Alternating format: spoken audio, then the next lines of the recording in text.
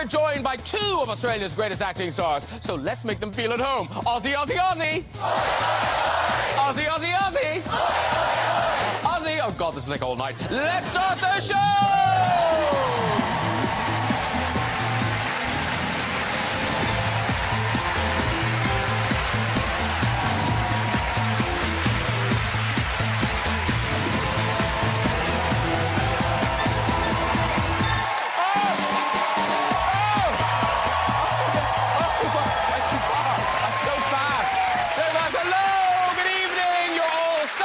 Welcome to the show. Such big stars on tonight's show. But don't worry, they will be getting down to earth quicker than a rocket launched from Cornwall. Oh, wasn't that a shame? Such a shame the launch failed. My heart goes out to everybody at the headquarters of the Cornish Space Agency. Working hard. Hey, but there was a more successful launch this week. Yes, Prince Harry's book was finally released. Yes, it was. Do you all have a copy? All have a copy? There were queues at the bookshops, mostly women desperate to read about all the sordid sex details. Keep walking. One of the saucy revelations in the book was that Harry lost his virginity to an older woman who treated him like a stallion and slapped his bare backside. I know. Oh, by the way, if you want to know what a royal smacked arse looks like, check out Kate's face when she first met Meghan.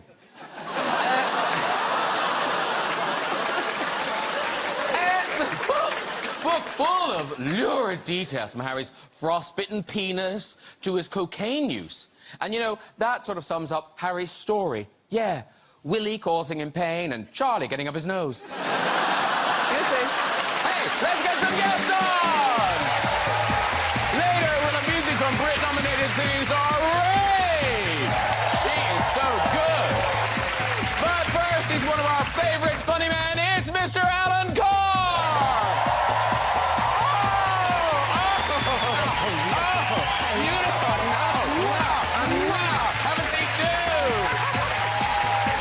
She's gone from pop star to West End diva, now bringing us the new musical Sylvia. It is Beverley Knight! Oh! Woo! So nice to see you. Have a seat. She's the Oscar-nominated star of I, Tonya, Bombshell, The Wolf of Wall Street, and Once Upon a Time in Hollywood. It's the fabulous Margot Robbie!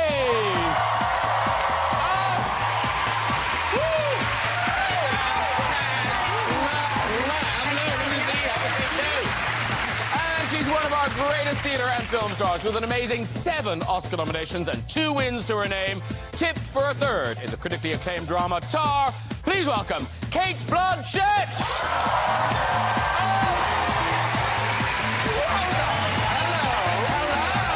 Hello. Lovely to see you. Have a seat, too. Welcome, everybody. Thanks for being here. Gorgeous to see you all. Hello to Alan. Hello. Hello, and Beverley. And, of course, 2 Aussie stars. I mean, I know it seems ridiculous, but did you know each other back in Australia? No, well, I mean, Australia is dark right now because, I mean, it's a very small country and we're both here. But have you ever worked together? No. No, I wish. Oh, yes, I wish too. No, genuinely, I first saw Kate long before we met. We've met since at events and things like that. But you did a speech at the Acme Centre in Melbourne when I was working on a TV show, Neighbours, in Melbourne. When you were in a pram. No. My mother brought right there to speak. And you've always been my idol, my acting idol. So I saw you do this speech and I went and I was like, you were probably like 15 metres away, but I remember thinking, I was just in awe and I was like, this is probably the closest I'll ever get to Cate Blanchett.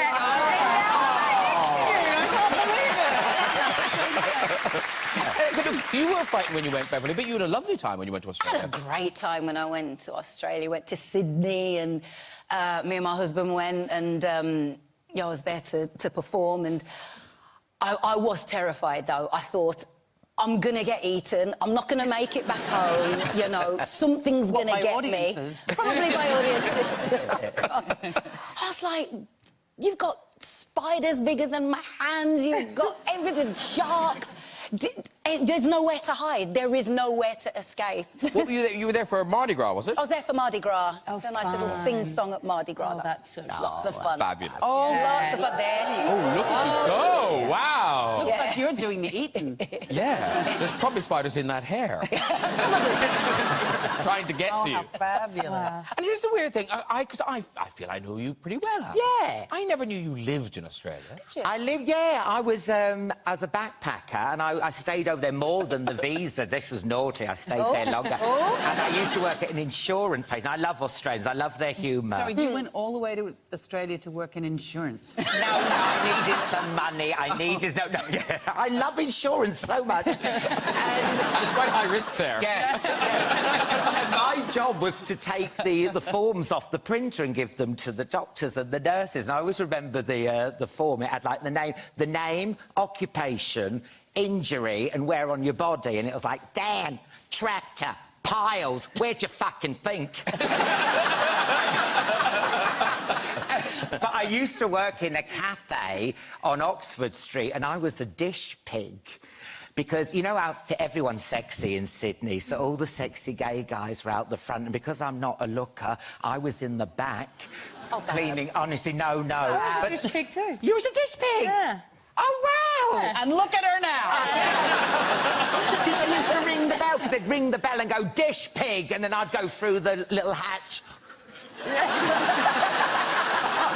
Honestly, with these pink I was a bit of a cult celebrity, because people want to know, who is the dish pig? Dish pig! I was like that, you know, the Phantom of the Opera. I was behind. Who is he? But no offence, Alan, but I actually thought, when I heard you on the show, I thought you were dead. Because there's another... Wow. Yeah. There's another... Looking, right? No, because there's another Alan Carr. Yes. And who helps people stop smoking, but he died. Yeah. Do you know what? When I started, I got invited to go to Japan to give a talk about nicotine addiction. The Alan Carr was dead. They was going to get... So they went, oh, Alan, why don't you do it? And I was so tempted, you know. One minute you're a dish pig, next thing you're lecturing on...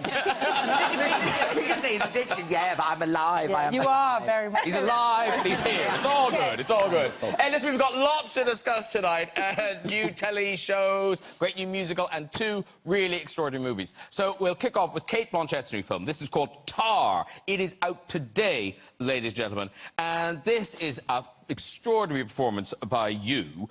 You play Lydia Tarr, a classical conductor, an orchestra conductor. Yes. So tell us about Lydia Tarr and her story. What do you want people to know going into this? I thought you were going to say that one breast looks bigger than the other one. I wasn't going to say not about a woman who's had now that you point that out, I'm yes. Sorry, yeah. I play a maestro, a conductor of an unnamed but very celebrated orchestra who's about to summit, you know, the heights of her career, and her past catches up with her. And it's a meditation on the abuses of systemic power and in the classical music world. And it touches on all sorts of things, like cancel culture, and there's elements of Me Too and stuff. Was that what attracted you to the film, or was it the idea of playing this woman?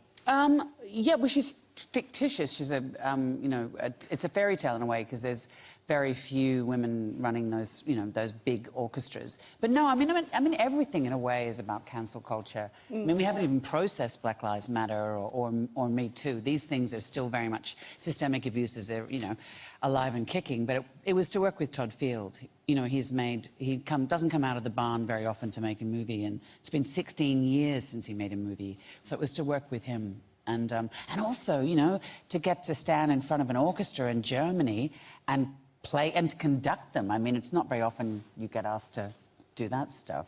Well, listen, we've got a clip, and this is you as Lydia Tarr conducting a bit of Mahler. What did you say? What's the last thing you say in that? You're playing this just like an exercise. Oh, OK. Oh, OK, it's German. Yeah. And so... No, I learned German at school, but... I learned it at school, too. I don't know why... Why not Spanish? There's a whole lot of Germans in Australia, too. Yeah, in Handorf. German and outside Adelaide. Japanese were the two, yeah, random. Yeah, we don't speak English. So you refreshed your German, you refreshed your piano playing, but the conducting... It was terrifying. That's what... But so how does it work? Were you really conducting that orchestra? What, or was I the Swedish chef? Well, Did kind of. someone else You know, have that? anyone can do that, but, you know... But yeah, you'd be great. Yeah. No. Got loose wrists. Yeah. No, it's. I mean, it's all of the music in the film is diegetic, so it's made by all of us. You know, Nina Hoss, the wonderful Nina Hoss, is playing the violin, and yeah, Sophie Kauer, who had never acted before, who plays the young cellist. Yeah, so we did. I conducted the Dresden Philharmonie, which is not something I thought I'd ever be asked to do.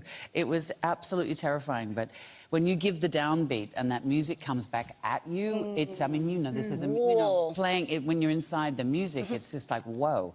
It was a very, very life-changing, unforgettable experience. And you're so good in this and at this.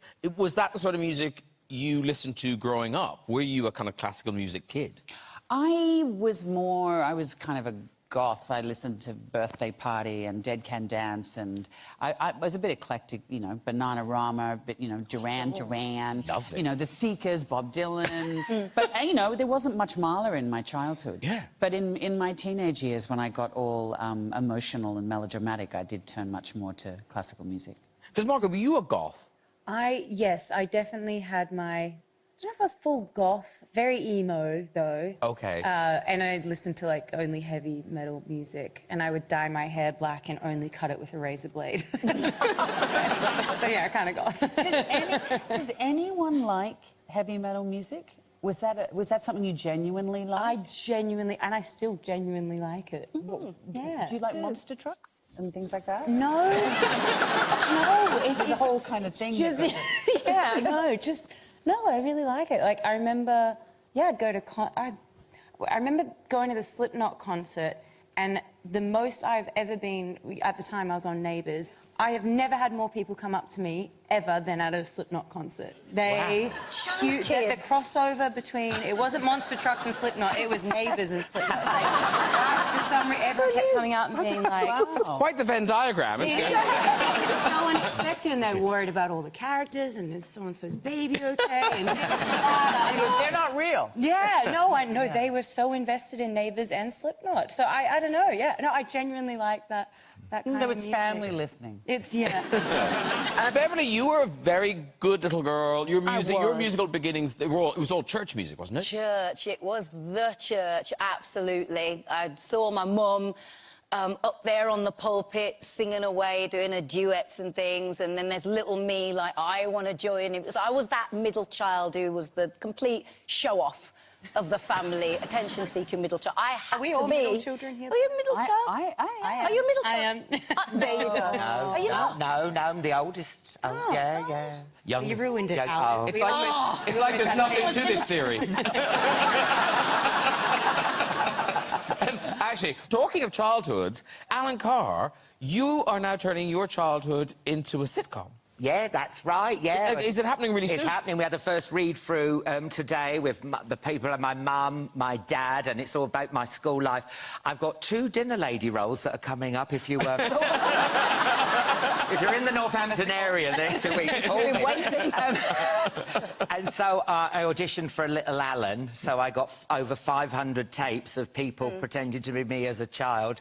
Some of it was so heartwarming, some of it was just downright offensive. I don't want to see a child in a fat suit.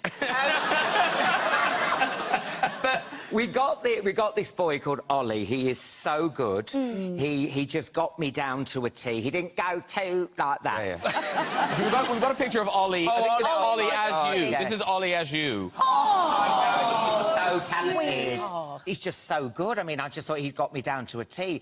But he's so weird because he doesn't sound like me. He puts the voice on, so it's so weird with the taster tape. I was just sitting going, he would go, microwave. I go, no, microwave.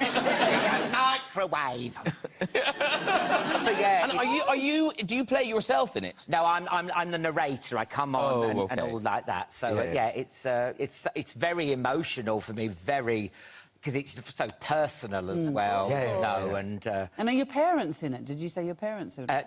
they're people playing my parents, yeah, my That mum. must be so bizarre. It's so... Casting people to be younger you and your family. Why would you do that?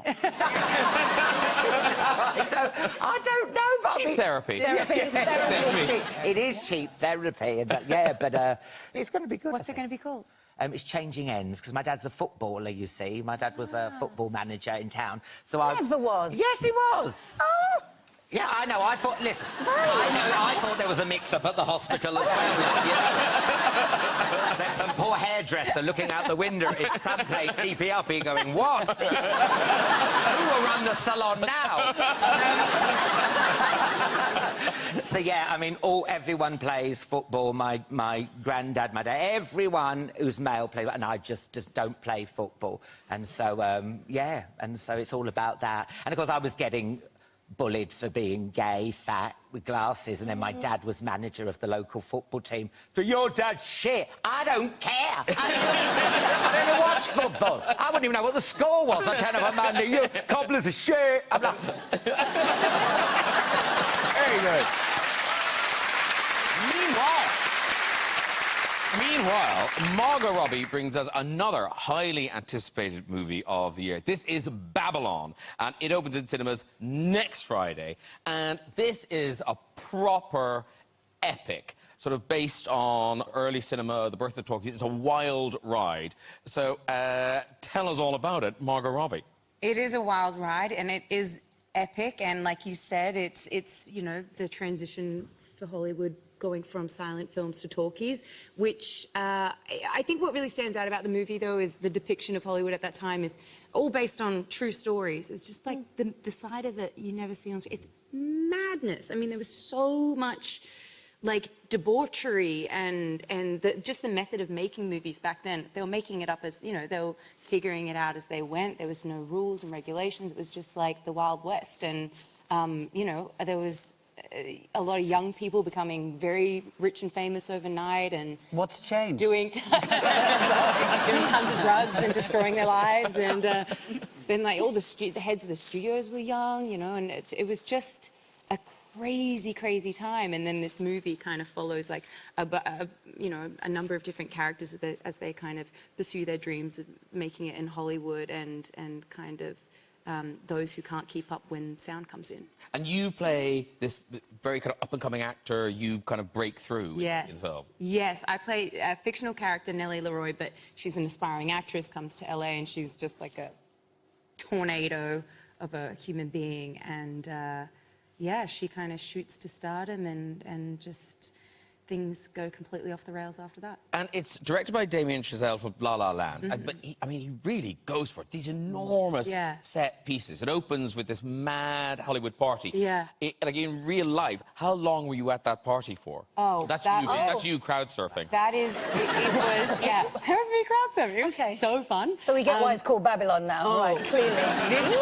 This is like the G-rated version of that. I mean, the party is insane. Yeah. Damien, I mean, he's such a visionary kind of director, but there's an amazing, extraordinary one in that party scene where you kind of meet all the different characters, and it's a huge ensemble cast. You've got Brad Pitt and Diego and, you know, Gene Smart, and you've got a chicken stealing someone's cocaine and running off, you know, like, and you've got stunts, you've got someone falling from the ceiling. So this is all being timed with, like, this crane movement. And we're not shooting in studio, we're shooting, like, on location, so it's even more difficult, but so much is happening.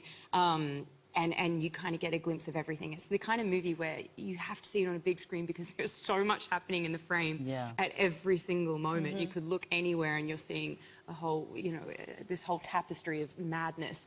But doing those one-ers and knowing that you don't want to be the person that makes you go again. Yeah, it's also, how did you cope and keeping that thing on your breasts? Oh, yeah. That's what I'm thinking. I'm watching that going, is that going to stay on? It was... I mean, that is a costuming feat. There was a lot of, slips, but that I am, like, even in that scarf thing that we're calling a dress, I am still probably the most clothed person.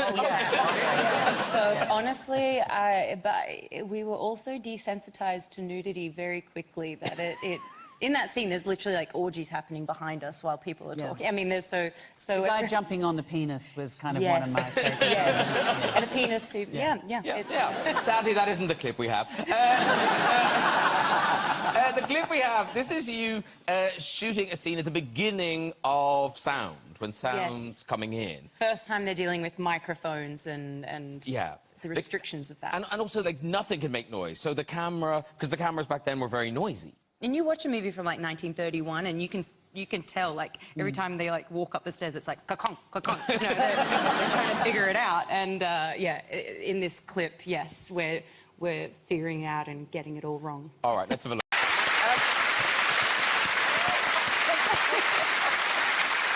Margot, your character at Babylon, she is a kind of hustler. And is that...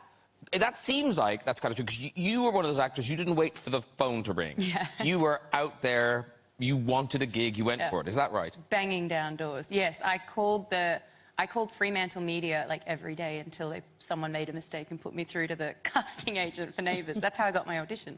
I just kept calling them. And then one time, someone foolishly let me through, and I spoke to Jan Russ and said, oh, I'm in town working on something, which... it was a half-truth. And she was like, how old are you? And I was like, I'm 17. And she was like, oh, we need a 17-year-old girl right now. Come in for an audition next week. There you go. Serendipity. Brilliant. Yeah. So, cold call, write letters, whatever you got to do. I still do it. I still write to people that I want to work with. And imagine me doing that. I'm a dish pig. Put me through. I'm here working. Very busy. I literally was... I wasn't a dish pig at that time anymore. I was working at Subway at that time. I felt so vindicated quitting. I was like, I got a job on Neighbours. I have been in... I'm now an actor. Yes. Thank you very much. Talking of dreams coming true, Beverley Knight, how did you end up getting your dream gig supporting Prince? Jeez. This sounds so, like, knobby, but I'm going to say it anyway. He heard me years before the gig happened.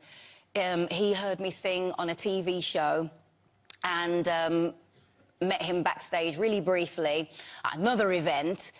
And that was it. I thought, my dreams have come true. I have met my idol. I can, you know, die and go to heaven. I'm very happy. Years later, the phone rings and it's some number from the States. I'm ill. It's like, hello. Yes, this is Kate. I'm phoning from Prince office. Hey. I thought it was a wind-up. Prince wants you to come to LA. And I was like, oh, OK then, this weekend.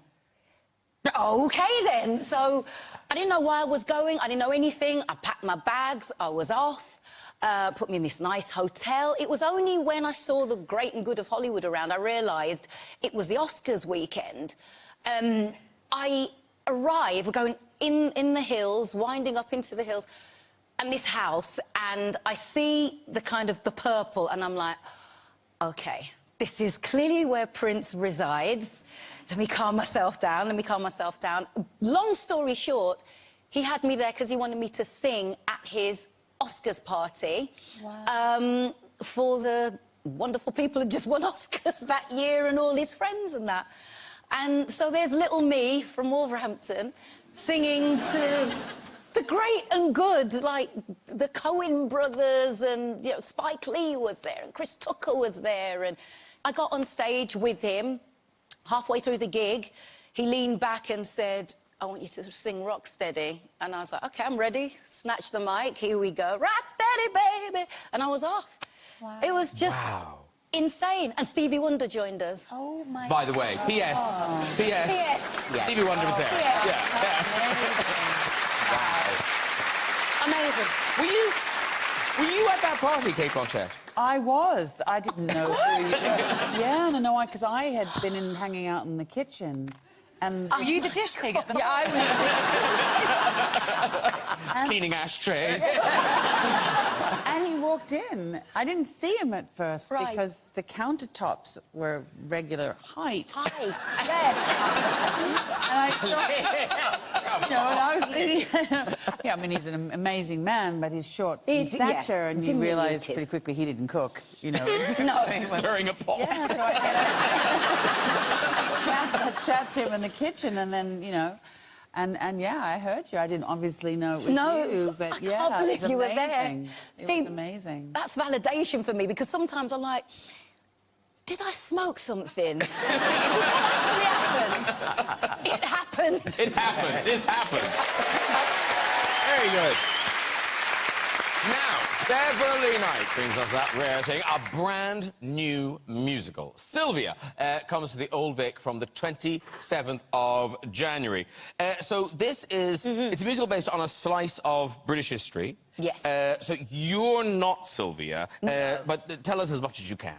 The gorgeous Sharon Rose there is playing Sylvia Pankhurst, and me looking very moody in that picture. I play her mum, the famous Emmeline Pankhurst, who was the leader of the Women's Social and Political Union, the union that the press dubbed suffragettes, because you used to have suffragettes who were politely asking for the vote, and the suffragettes who were just going to take the vote by any means necessary.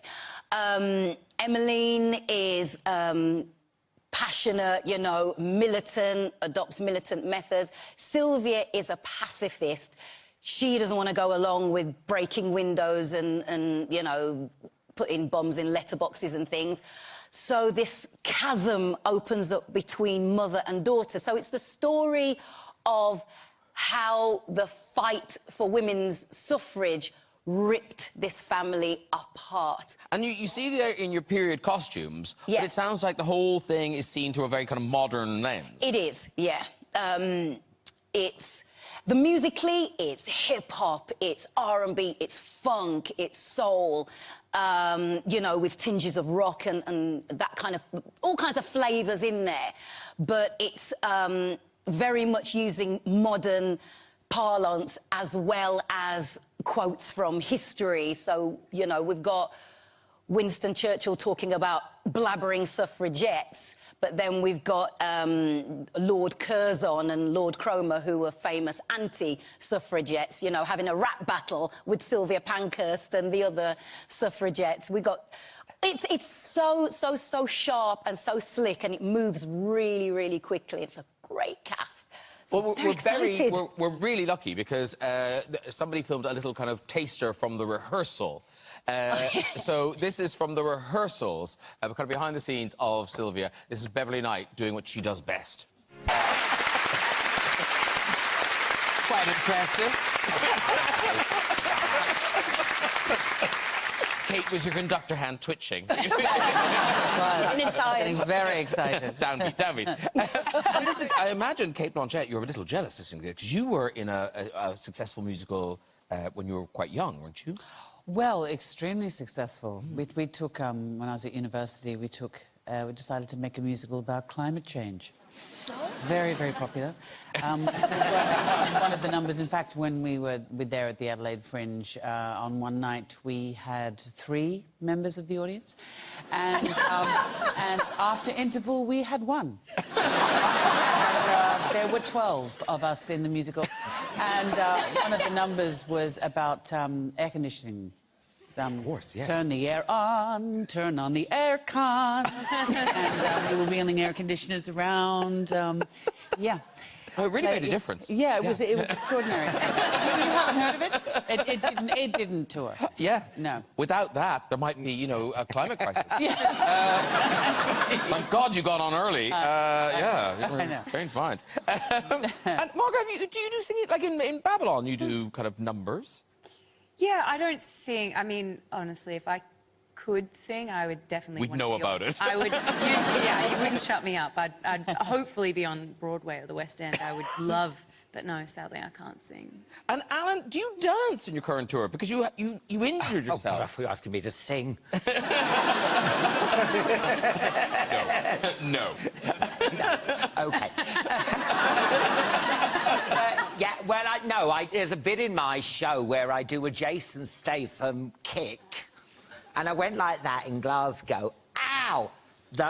Tore my calf. Ooh. I fell on the floor, and you know that level of pain where your voice talks like that? I was like, get help, get help. People were laughing, and then my tour manager, Elliot, panicked. I said, get help, get help. And then all of a sudden I see this old crutch gaffer tape coming through the flaps of the curtain, and I had to perform the last 20 minutes with a crutch, and I couldn't cancel the next... There it is, look! Look! Oh, look! You don't look through the show. No, I don't. And then he froze my leg to -5 before I went on stage, and I could perform for an hour and a half, and then I came off, and then it was defrosted. Then it defrosted. You knew about that pain. Yeah, rubbed it up against a patio heater, and I was fine. Alan, just mention dates for your ongoing tour. Oh, I can't remember. Well, they are. I'll tell you. You're not on tonight, but you are continuing... oh, yeah, the Palladium. I'm doing a Palladium show. Yes. In February. Yes. With a date. Yes. 20... With an F. February? No, I don't know. Oh. But you continue around the UK for February. Yes, yes. And, but this tour... You've been doing it for as long as I can remember. Yes. Yeah, it's like Cher's farewell tour. I'm still going. It's still going. No, because didn't this start pre-pandemic? I know, it's just dragging on. I know. No, it's... Listen, when you have a stand-up show that people want to come back again, you know, you just got to keep adding dates, because once that tour's done, you've got to start right at the bottom and write jokes. I'm loving it, and it's the first time I'm doing America as well, so I'm doing New York, LA, San Francisco. I mean, basically...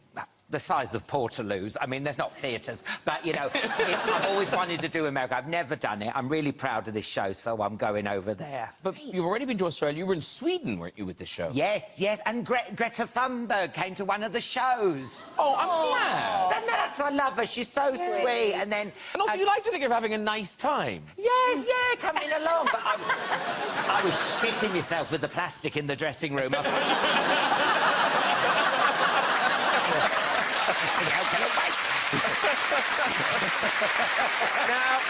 if you've been watching BBC One tonight, you've already seen Alan Carr in his new show, Amanda and Alan's Italian Job.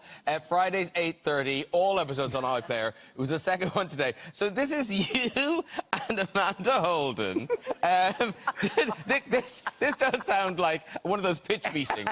Yeah, so, take Alan Carr, take Amanda Holden. Yeah. It's an Italian wrecked house, but it's real. This actually happened. Yes. There's that scheme to buy a house for €1. So Amanda bought the house for €1 and said, would you help me knock it down? And we renovated and made it nice. It's this beautiful village called Salemi. No one's moved there. It's a rural community. It's this medieval town on top of this hill.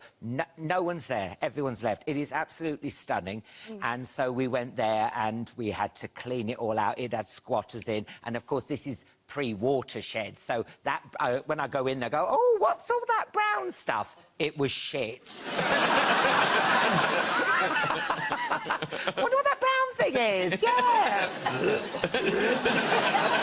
And so we just did it all up, and we were proper hands-on, because I know people are cynical with telly, but I mean, we were there all the time in like really 40 degrees. Are you handy? No, I'm not. You clearly haven't seen the show. I'm a moron. I mean, I was given all these different tools. What's the one with the stick with the bubble? A level. Level. So it was all like that. And I don't even know now if it's worth €1. I think we've got a clip. This is you and Amanda trying your hands at tiling. Feast your eyes on this. But it was so weird, and I'm with Amanda because no one knows who we are, and, like, you know, me and Amanda, the fun thing was just getting involved in the, you know, and we'd go and have meals and cafes and stuff, and everyone was just looking at us thinking we're husband and wife, thinking that poor deluded woman. He must be rich. Yeah. He must have a dick of death.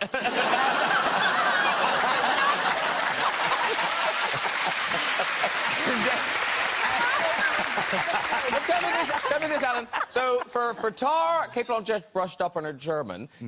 You're Italian. No. You were there for 3 months. Yeah, it was, I kept saying por favor, which is Spanish. I mean, I'm one of those Brits abroad Donde esta la cheesy chips. That's my level.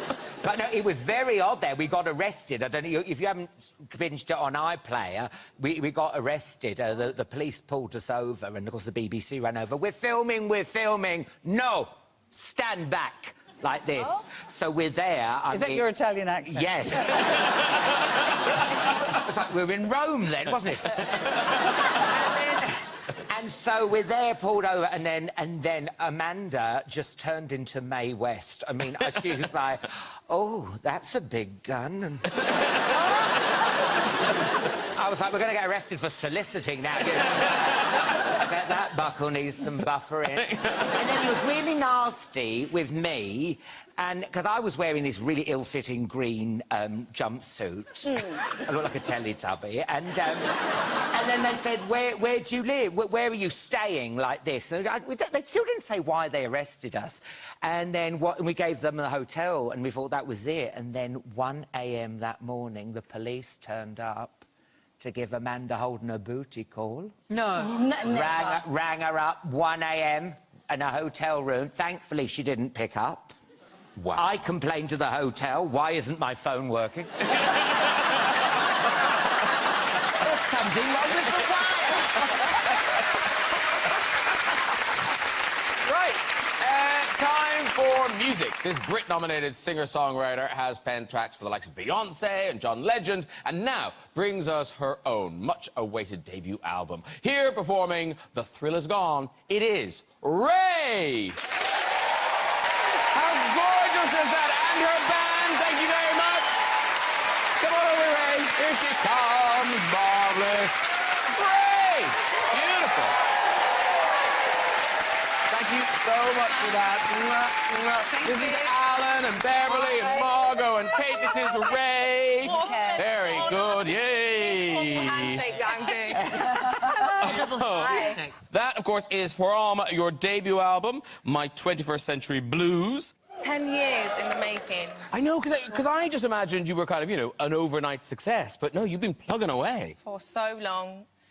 Been in the industry for a long time, really giving it on my all. This is my tequila and orange juice. Get it down you. You've earned it. You've earned it. Yeah. Love. But I've waited so long. I've worked so hard for this moment, and just even seeing it in your hand, like, what is that? This is really crazy.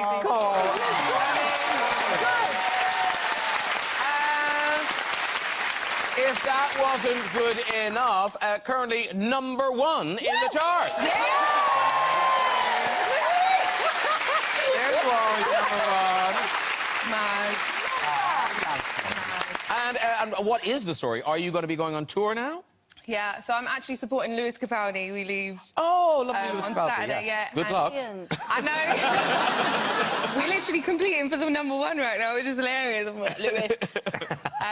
But I'm so excited, and it's such an honour he's having me. And it's just in time for the album. The album comes out February 3rd, and I'm just like, everything's lining up. I've got my own tour, which is basically sold out, and like... Yeah, I think that, Dublin's the only one you can get tickets for, I think. No, it's... Oh, that's Stockholm, gone too. Stockholm. Stockholm.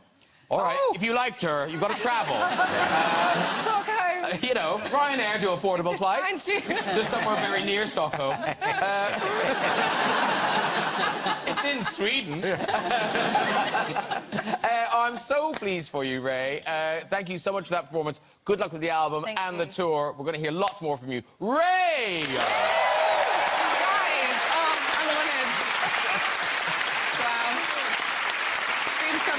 Yeah, get it down, yeah.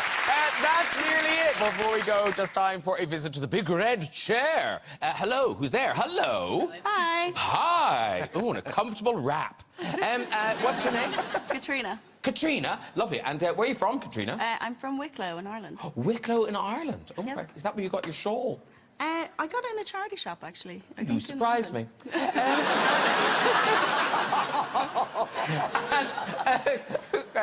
Do you live here now, Katrina? I do, yeah. I live in West London. OK, and what do you do? I work for a healthcare charity. OK, see, they get in with their charity work, and then we have to like them. They do good things. Off you go with the story, Katrina. So, when I was 15, I accidentally set my house on fire by putting a lit mass candle that I got from the Easter Vigil on Easter morning in a plastic cup on my wooden shelves beside my very highly flammable children's toys that I'd been given by various family members when I was younger. And then we were sitting down hours later having our Easter lunch, and the fire alarm went off, and I was like, oh my goodness, what is that? And then realised, obviously, what I'd done, ran into my room, and the pressure had built up in the room over several hours, and when I opened the door, I was blown against the wall. And then, obviously, I'd forgotten all of the fire safety training that I had learned over my years of primary school. And I went in and I opened all of the windows in my room to let the fire out, which obviously then just made everything worse because it, it fed the fire. And then eventually, anyway, the fire brigade came and everything, and all of my stuff was destroyed, and that whole side of the house was ruined. But actually, the only thing that survived, which was on the shelf, was my tarantula, Madge Wilkins, who went on... She actually only passed away recently. She lived for 10 Well, that is an unexpected end to that story. You can walk, Katrina. You can walk. Yeah. I did not see that coming. I know. That was like Shawshank Redemption with a tarantula? What?